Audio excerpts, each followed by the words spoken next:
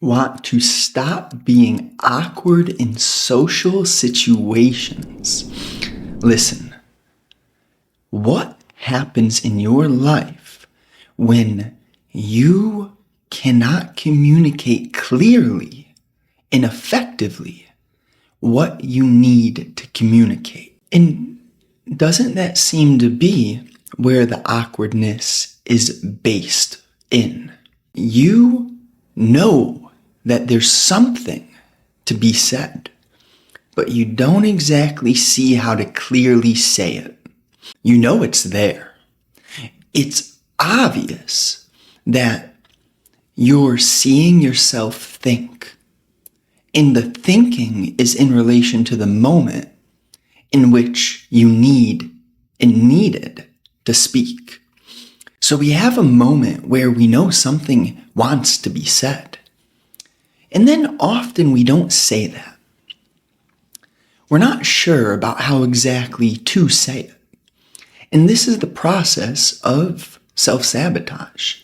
This is one form of the pillar, which is self-sabotage.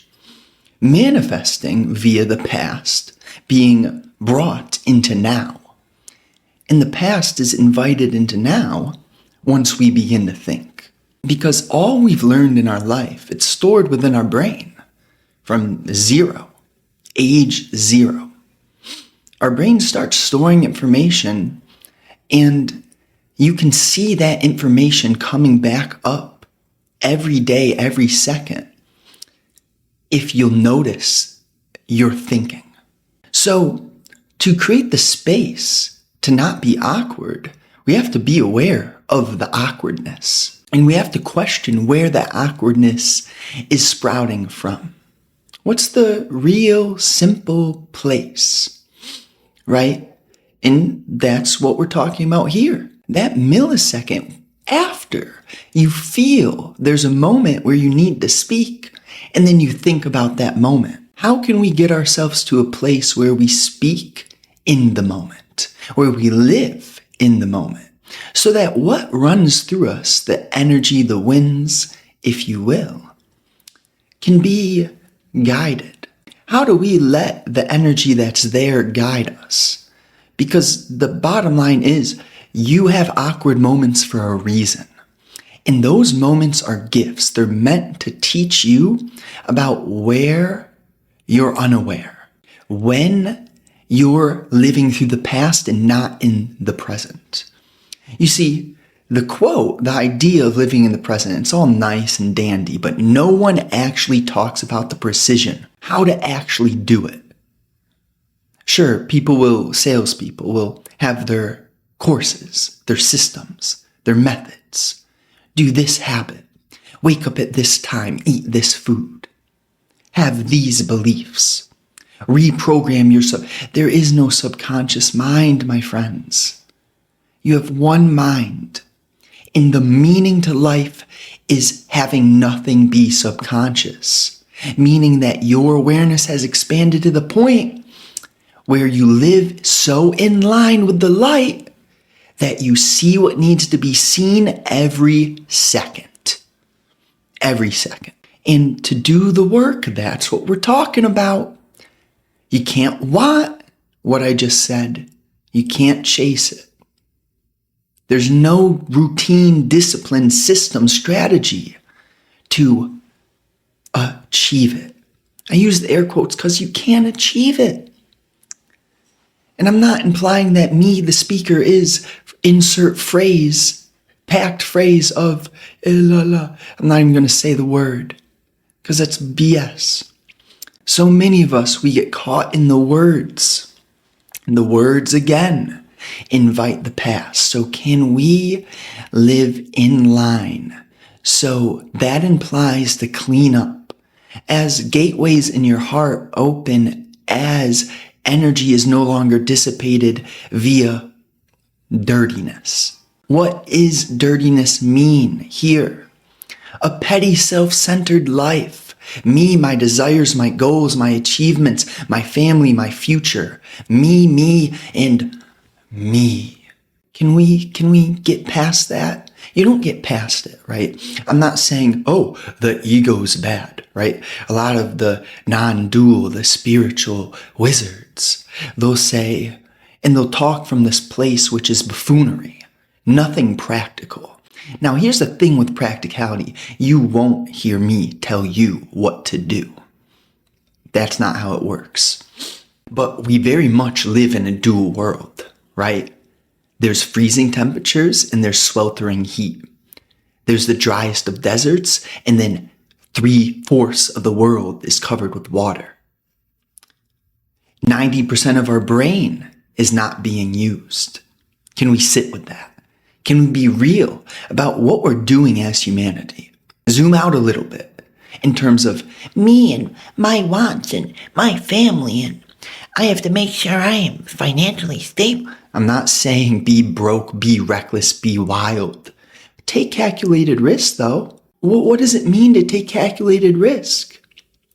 Right? It means that you question the stagnant pond. What's the nature of a life that is continuously questioned? Where you live clean, so you're sharp practically, right? You pay your bills, you're kind, not nice, but you're kind to yourself because you notice your own dissipation of energy. You see when you stray, and you feel what that teaches you. It's only through straying, stumbling, that you're going to have the meaning, the conflict, to look at that conflict and start to question. In inquiry, you can't just sit in your room and just inquire your whole life, but that may be a season when you are isolated, and then you start to learn about, wait, what am I when I'm isolated? What's the nature of that vibration? And it's conflict, right? Because, right, the isolation's born via the thought, the past, the memory, the program being perpetuated via thinking right here, right now. But to live in a free vibration, knowledge gets employed naturally, and you don't think unless the thinking is truly in line. And then, right, it's almost like the speaker's truly irrelevant. Because the meaning of the life is to share the vibration. It's not to self-center, look what I've achieved, or look at where you're at, look at me measuring. Like, that's all conflict. Measurement is a seed of thought, and it invites conflict. So can we actually be together in this life? That means that when we interact with others, we listen with an extraordinary attention. That attention can only be felt as you understand what it is to dissipate energy, to squander your attention, to live in the weak vibrations. You do that enough and your being feels that, it's going to find its way naturally to new places. And that's just the fact. You guys, none of this can be believed. If you just accept what I say, you can't learn. Because then you skip the whole process of the questioning. The learning is in doing the work. That's the real questioning. You cannot be awkward, guys. You can't be awkward when you live in line. Because awkwardness isn't natural. Awkwardness is you living so in your self-centered past that you're creating a barrier between you and others. If you dissipate the barrier by noticing how it works, then you can interact with anyone, CEOs, beautiful woman, anyone. And this isn't about, again, being aware, getting rid of your awkwardness, and then using that in the form of desire to like chase beautiful ladies. Oh, now that I'm not awkward and I can talk smoothly, I'm going to motive. Motive is bull. It's not real. When I say it's not real, I mean it's weak. It's shallow. It's not going to get you anywhere true and deep. I'm not saying people don't have motives. People have opinions, beliefs, motives, ideologies, all things that they don't question. So many of us, we just Even with the books, the historical books, the religious books, it's like there's no real questioning in terms of a lot of people just accept things. They read it, they accept it. And that's why in some form, in one capacity, some way, somehow, you will be awkward unless you do the work that we talk about here. And then you just learn how to feel what's there. You don't control what's there, but if it's there, can you feel it? And see, you don't control it, so it must not be coincidental, right? And then you learn. Then you learn. And the learning, like every part of your life changes.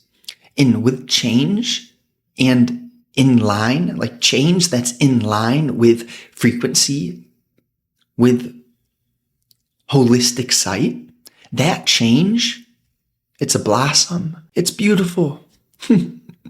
So, bottom line here, if you resonate, if this was good for you, link in description. I write like 3 to 4 emails a week, similar vibrations there, just in written word. You'll enjoy. I can guarantee you, if you enjoyed this at all, you will enjoy the emails totally free. You get a gift as well. Win-win. Why not? Let's do it. So honestly, have a wonderful day. Have a wonderful day.